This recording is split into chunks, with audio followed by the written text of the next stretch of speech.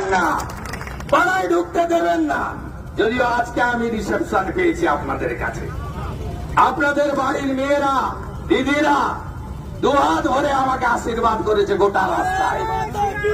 এক চাচা এসে আমার হাত মিলিয়েছে, তার কোলে একটা নাতনি ছিল।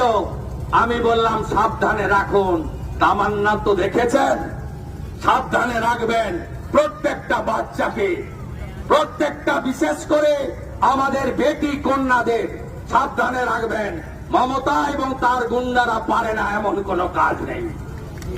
তাই আপনারা জোট বাঁধুন, একে তাড়াতেই হবে, মমতা বন্দ্যোপাধ্যায়কে তাড়াতে হবে। আমার উপর ভরসা রাখুন। আমি নন্দীগ্রামে ওনাকে হারিয়েছি, আগামী বছর আপনাদের দায়িত্ব প্রাক্তন করার। আমি জানি এই এলাকায় ভোট দিতে দেয় না।